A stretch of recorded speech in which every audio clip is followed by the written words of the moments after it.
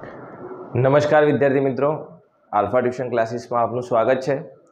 ગયા વિડીયોમાં આપણે જોયું હતું કે દ્વિઘાત બહુપદીના અવયવો, શૂન્યો, શૂન્યોનો સરવાળો, શૂન્યોનો ગુણાકાર અને સહગુણકો વચ્ચેનો સંબંધ કેવી રીતે ચકાસાય। આ વિડીયોમાં આપણે શું જોવાનું છે તો કે તમને શૂન્યનો સરવાળો હું આપી દઉં, શૂન્યનો ગુણાકાર હું આપી દઉં અને એના ઉપરથી તમારે દ્વિઘાત બહુપદી શોધવાની છે। તો કેવી રીતે શોધીશું? તો આજના વિડીયોમાં આપણે એ જ કામ કરવાનું છે। ફટાફટ શોધી લઈએ। જોઈએ, ઉદાહરણ તરીકે બસ શરૂઆત જ આવી। ઉદાહરણ તરીકે હું એમ કહું કે કોઈ એક બહુપદી માટે શૂન્યનો સરવાળો 7, ખબર નથી, બસ ભગવાન ભરોસે લખીએ છીએ, અને શૂન્યનો ગુણાકાર 4 છે।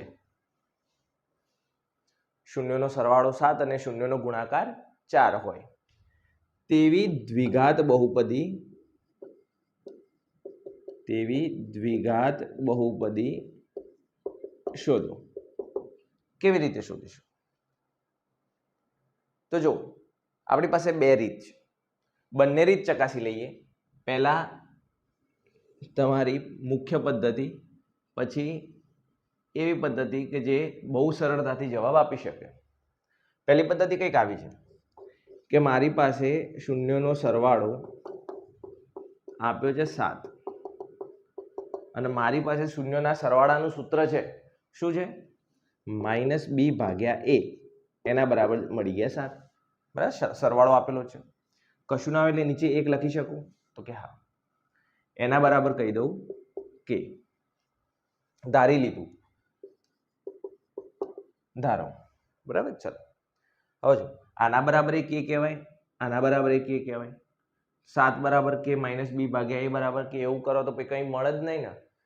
-b બરાબર એક k મળે, એનું શું કરીશું? તો આપણે જો શું કરીએ, a ને ગુણાકારમાં લઈ જાઉં અને 7 ને ભાગાકારમાં લાવી દઉં, -b ભાગ્યા 7 a ભાગ્યા 1 બરાબર k। હવે જુઓ આના બરાબર k કહો, તે જ રીતે a ભાગ્યા 1 બરાબર k કહો, 7 આ બાજુ જાય તો 7k, માઇનસ અહીંયા હતું, અહીંયા લખી દઉં છું, ચાલે ને? તો એવું ના હોય, માઇનસ હવે આ બાજુ જાય તો પ્લસ થઈ જાય, અહીંયા -1 ગુણાકારમાં છે, આ બાજુ આવે તો ભાગાકારમાં જાય, જોતા રહેજો। a બરાબર 1k, 1 તો ના લખો તો પણ ચાલે। ચલો, b અને a મળી ગયા, હજી મારે શોધવાનું શું હશે? કેમ? કારણ કે મારી પાસે દ્વિઘાત બહુપદી શોધવા માટે સૂત્ર શું છે કે દ્વિઘાત બહુપદી, સૂત્ર ના કહેવાય, જો કે દ્વિઘાત બહુપદીનું સમીકરણ કેવી રીતે લખી શકીએ? a(x2) + bx + c, a, b અને c શોધવાના છે। ચલો, a અને b તો મળી ગયા, c શોધવાનું છે। તો c શોધવા માટે મારી પાસે આપ્યું છે શૂન્યનો ગુણાકાર, હાજર જ છે, જે આપેલો છે, શોધી લઈએ। કેટલો આપ્યો છે? 4। શૂન્યનો ગુણાકાર એટલે c ભાગ્યા a બરાબર 4। એની કિંમત તો તમે જાણો છો, 1k મૂકી દો, c ભાગ્યા 1k બરાબર 4।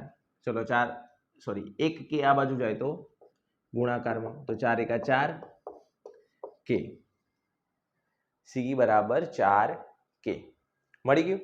આની અંદર મૂકો અને જવાબ લાવો। ચલો, a ની જગ્યાએ કેટલા મળ્યા? 1k, 1k x2 વત્તા b ની જગ્યાએ -7k, તો -7k x, પ્લસ માઇનસ લખી દઉં સરળતા માટે, અને c ની જગ્યાએ 4k। ચલો, કોમન કઈ દેખાય છે? તો કે હા, બધામાંથી k કોમન, તો કે અહીંયા x2 -7x વત્તા 4, આ તમારી બહુપદી હોવી જોઈએ। આ બહુપદી માટે શૂન્યનો સરવાળો 7 હશે અને ગુણાકાર 4 હશે। શોર્ટકટ પદ્ધતિ શું હતી? તમે વાત કરતા હતા પહેલા, તો એના માટે જુઓ, મને દ્વિઘાત બહુપદીનું સમીકરણ અથવા વ્યાપક સમીકરણ પહેલેથી આવડે જ છે, આપણે આવી રીતે યાદ રાખી લઈશું। x2, જો આગળ k લખી શકાય, બરાબર? k શું બતાવે? કોઈ એક અચળ કિંમત, કોઈ એક અચળ કિંમત જે બધા સાથે સમાન માત્રામાં ગુણાયેલી હોય, બરાબર. ઉદાહરણ તરીકે હું આ જ બહુપદીને 5 વડે ગુણી દઉં તો છેલ્લે પછી 5 કોમન નહીં લઈ શકું ને, એ 5 ની જગ્યાએ માની લો કે છે, એટલે કે મેં કોઈ અચળ કિંમત છે જે બધામાં હાજર હોય એ કોમન લઈ લીધી છે. માઇનસ આલ્ફા વત્તા બીટા એક્સ વત્તા આલ્ફા ગુણ્યા બીટા. શું સમજણ પડી કહો? દ્વિઘાત સમીકરણ મારી પાસે શું છે કે કૌંસની અંદર શું x નો વર્ગ માઇનસ આલ્ફા વત્તા બીટા એક્સ વત્તા આલ્ફા બીટા. જોઈએ કે તો એમના એમ જ રાખવું. x નો વર્ગ માઇનસ આલ્ફા વત્તા બીટા એટલે શું? શૂન્યનો સરવાળો આપેલો છે જો 7x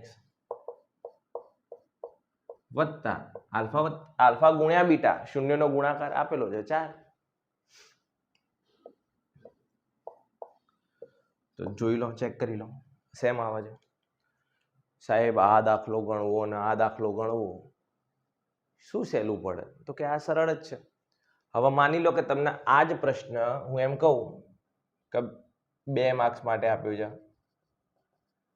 તો તમે શું કરશો? આ પદ્ધતિથી ગણશો કે આ પદ્ધતિથી ગણશો? આમ તો સાહેબ આ સરળ છે, આ કરી શકાય, વેલિડ. કેમ? કારણ કે તમારી બુકમાં આપેલું છે, આપણે કોઈએ બનાવેલું નહીં, તમારી બુકનું જ છે, એટલે આ વેલિડ કહેવાય. બરાબર. આપણે આ સમીકરણનો ઉપયોગ કરીને પણ જવાબ શોધી શકીએ. કેવી રીતે શોધવાનો છે? x નો વર્ગ માઇનસ આલ્ફા વત્તા બીટા એક્સ વત્તા આલ્ફા બીટા. સમજી શકાય? આવું કોઈ પણ સમીકરણ લઈ લો. ચલો કોઈ એક એવું સમીકરણ લઈએ જેથી તમને એવું લાગે થોડું ભારે આવ્યું. ચલો 2 દાખલા ગણીએ છીએ, બરાબર. બીજા નાનો વિડીયો બને છે અને પછી સ્વાધ્યાય 2.2 નો પ્રશ્ન નંબર 2 એ બીજા વિડીયોમાં લઈ લઈશું. ના આવડે તો એમાંથી જોઈ લેવું એકવાર. ચલો બીજો એક દાખલો લઈએ છીએ. માની લો કે શૂન્યનો સરવાળો આલ્ફા વત્તા બીટા અંડરરૂટ 2 આપ્યા છે અને શૂન્યનો ગુણાકાર માઇનસ અંડરરૂટ 7 આપ્યું છે. હવે મારે શું લેવા દેવા? મારી પાસે સમીકરણ હાજર જ છે, દ્વિઘાત સમીકરણ અથવા દ્વિઘાત બહુપદી કે કૌંસમાં x નો વર્ગ માઇનસ આલ્ફા વત્તા બીટા એક્સ વત્તા આલ્ફા બીટા, કે x નો વર્ગ માઇનસ આલ્ફા વત્તા બીટા એટલે અંડરરૂટ 2x વત્તા આલ્ફા ગુણ્યા બીટા એટલે -7 પ્લસ માઇનસ લખી દઉં. સરળ હતું. હજી એક જોઈ લો કે શૂન્યનો સરવાળો 1/3 આપ્યો છે અને શૂન્યનો ગુણાકાર 2/11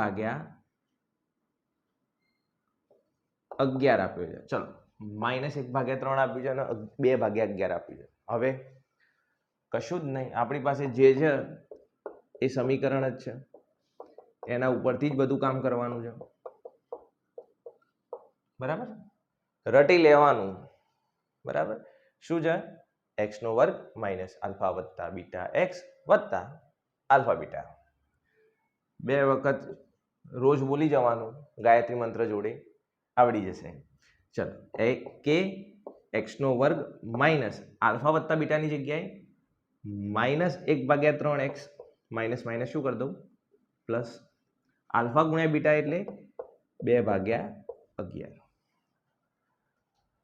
હવે થોડી તકલીફ વાળો કેસ થયો. કેમ? ભાગાકારમાં કંઈક અલગ સંખ્યાઓ છે. તો શું કરીશું? કંઈ જ નહીં કરવાનું. જો સરળ શીખવું હોય તો આ જોઈ લઈએ.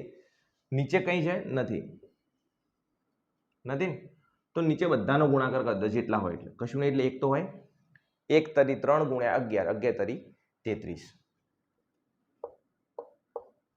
આખા સમીકરણને 33 વડે ગુણી દો. ચલો કે કૌંસમાં 33 x નો વર્ગ ભાગ્યા 33 ઉડી જાય તો કશું વધે? ના વધે, વત્તા અહીંયા જો 33 કરવા માટે શું જોઈએ? 3 તો છે, 11, તો કે 3 હતા અને 11 વડે ગુણ્યા 11 વડે ભાગ્યા. અહીંયા 11 છે તો શું કરવું પડશે? 3 વડે ગુણું, 3 વડે ભાગવું. સાહેબ ના ખબર પડ્યો, બીજી રીત જોઈ લઈએ. જો આ 3 છે ને, જેની પાસે હાજર હોય એના સિવાયના બધાને ગુણ દે. શું કહું છું? આ 3 જેની જોડે છે એના સિવાય બાકી બધાને ગુણી દે. એક આને ગુણ દે 3, જોઈ લેજો ભાઈ, 3 અને 3, બરાબર. આના એક આ બંનેને ગુણ દે તો ચાલે ને? ના ગુણીએ તો એવી તો ખબર પડે છે. 11 આની પાસે, આ બંનેને ગુણ દે, જોઈ લે. 11 તરી 33, 11 એકા 11, 3 દુ 6, આવી જશે? પડશે. પહેલી રીત શું? લસા લઈ લો. બીજી રીત શું? જેની જોડે જે હોય એના સિવાયના બધાને ગુણ દેવાનું. 3 આની જોડે છે તો આના સિવાયના બંનેને ગુણી દો. જોવા જઈએ બંને એક જ કહેવાય, પણ શું જે સરળ પડે. ચલો અહીંયા તો 33 ઉડાડી દઈએ ને, તો પછી ફાયદો શું? ચલો બધામાંથી નીચે 33 કોમન, કે ભાગ્યા 33, કૌંસમાં શું વધ્યું? તો કે 33x² વત્તા 11x વત્તા 3 દુ 6. કે ભાગ્યા 33 એટલે કંઈ જ નહીં. આને તમે અલગ રીતે ચેક ઇન બીજી લીટીમાં કે ડેશ દઈ દો, કે ડેશ લખી દો. શું ફરક પડે છે? કોઈ એક અચળ કિંમત 5 હતી, 5 ભાગ્યા 33 કરતા જે જવાબ મળ્યો અને મેં કે ડેશ કહી દીધું. નવું કોઈ અચળાંક દર્શાવું છું, કોઈ ફરક પડતો નથી. હજી એક આવો ચેક કરી લઈએ, હજી એક આવો ગણીએ. કેમ? થોડો અટપટો પડ્યો. ચલો ગણી લઈએ, કંઈ વાંધો નહીં. દાખલા નંબર 4. આલ્ફા વત્તા બીટા 3 ભાગ્યા 7 છે અને આલ્ફા ગુણ્યા બીટા √2 ભાગ્યા 5 છે, -2 √2 ભાગ્યા 5. હવે શોધો. આપણી પાસે એક જ વસ્તુ છે, દ્વિઘાત બહુપદી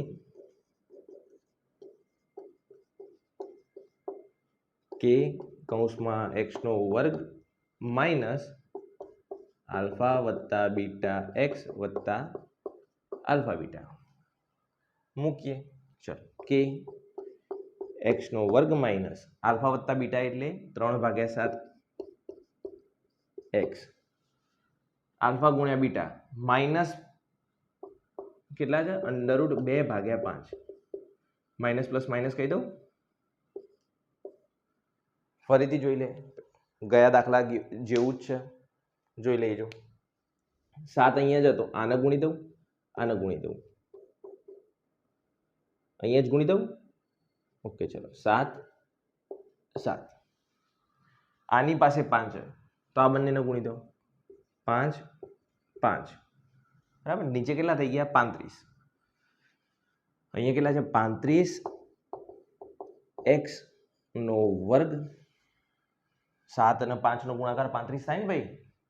અહીંયા માઇનસ 3 અને 5 નો ગુણાકાર 15x માઇનસ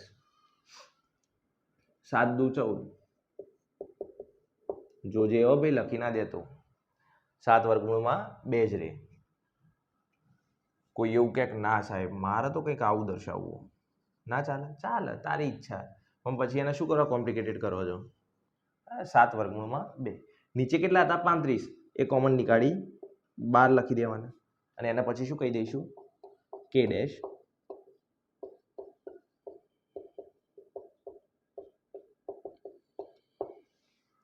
હવે કેટલાક હોશિયાર લોકો આવું કરી શકો, કરી શકાય. આ લખતો જ નથી હું, સીધું જ આ લખી દઉં. શું ફરક પડ્યો? તો કે ભાગ્યા 35 હતા એની જગ્યાએ સીધો કે ડેશ કહી દીધો છે. તો ખોટું કહેવાય? બિલકુલ ખોટું ના કહેવાય, સાચું જ છે. બરાબર. જે જોવા જાય એને ખબર પડી જાય, અને જો નથી પડતી તો પછી એ શિક્ષક નહીં હોય. બરાબર. એટલું સમજી લેવાય, સરળતાથી ખબર પડી જાય એવું છે. સાહેબ આનો આ જ દાખલો તમે પહેલી રીત ગણાઈ એનાથી ગણાઈને મને શીખવાડો તો હું માનું કે આ દાખલાનો જવાબ આવો કંઈક આવે છે. ચલો લખી દઉં છું બાજુમાં. તકલીફ એ છે કે બંને રીતથી જવાબો આવતા નથી. કોને? તમારે. ચેક કરી લઈએ. ચલો જવાબ લખ્યો છે, આપણે ટેલી કરીશું કે એ આવે છે કે નહીં. રકમ ક્યાંથી લાવીએ છીએ આપણે? જે ભગવાને આપ્યું છે ને, જેનો તમે ઉપયોગ નથી કરતા ત્યાંથી. બરાબર ને? કોઈ પુસ્તકમાં આવું જોવા નહીં મળે. આપણે જાતે બનાવેલી રકમો છે. તમારે શું કરવાનું છે? તમારા શીખવાનું અને આના ઉપરથી ચોપડીના દાખલાઓ ગણવાના છે. સ્વાધ્યાયના ગણીશું, એની સાથે સાથે પ્રેક્ટિસ વર્કના ખાસ ગણીશું. દર્પણ કે કુમારનો પણ સહારો લઈ શકાય, એ પણ સારા દાખલાઓ છે. ચલો ગણીએ. શૂન્યનો સરવાળો 3/7. સરવાળાનું સૂત્ર શું છે? -b ભાગ્યા a બરાબર 3/7. એના બરાબર હું ધારી લઉં કે આ તો કોમન હતું. a અને 3 ની અદલા બદલી કરી દઈએ, ભાગ્યા 3 થઈ જાય અને a ભાગ્યા 7 બરાબર k. ચલો આના બરાબર k, આના બરાબર k. -b ભાગ્યા 3 બરાબર k અને a ભાગ્યા 7 બરાબર k. ડાયરેક્ટ લખું. b બરાબર -3k અને a બરાબર 7k. ચલો શૂન્યનો ગુણાકાર.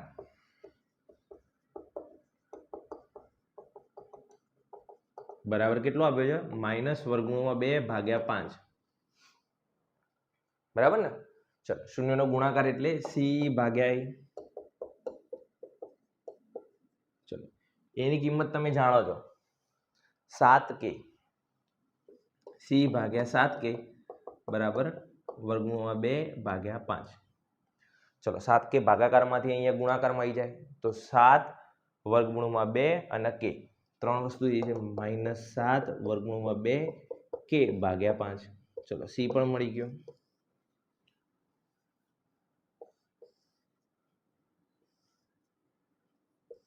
ચલો બહુપદી કઈ હતી? દ્વિઘાત બહુપદી.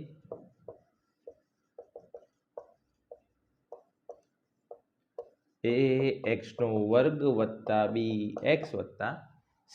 આના બરાબર 0 નહીં લખતા હો આપણે. ચલો એની જગ્યાએ લખીએ છીએ 7k વત્તા બીની જગ્યાએ -3k પ્લસ માઇનસ માઇનસ કરી દઉં, -3kx અને c ની જગ્યાએ -7√2/5k. જો આની અંદરથી 5 ખાલી નળ જ નીચે તો 5 બંનેને ગુણી 12 આવવા દઉં. k કોમન દેખાય, 12 કાઢી દઉં તો k બહાર નીકળી ગયો. 5 આના સિવાયના બંનેને ગુણી દઉં તો આને 5 ગુણું. ચલો બીજી પેનથી લખું, દેખાય. આને 5 ગુણું, આને 5 ગુણું. ચાલો 7 × 5 = 35 x² -15x -7√2 અને અહીંયા શું કહી દઉં કે ડેશ. સાહેબ જો ભૂલ તો પડી. કેમ? અહીંયા તો કે 5 જ આવ્યા નીચે, કોમન તો 5 જ નીકળ્યા. તમારે અહીંયા 35 નીકળતા હતા.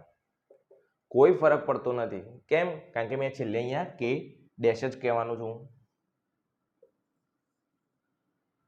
ના, ભૂલ તો કે સાહેબ કહેવાય જ. એવું ના હોય ભાઈ. આની અંદરનો કે ને પેલાની અંદરનો કે બંને અલગ હોઈ શકે એના માટે. બરાબર? બહુ કોઈ ફરક પડતો નથી. જોઈ લો, આવી રીતે ગણી શકાય. આશા રાખું છું કે આમાં ખબર પડી ગઈ છે. જો આ તમે ગણી શકો છો, આવડી જાય છે, તો સ્વાધ્યાય 2.2 નો પ્રશ્ન નંબર 2 જાતે સોલ્વ આઉટ કરીશું. ના આવડે તો જોડાઈ રહેજો. આગળના વિડીયોમાં આપણે સ્વાધ્યાય 2.2 નો પ્રશ્ન નંબર 2 પણ ગણી લઈશું.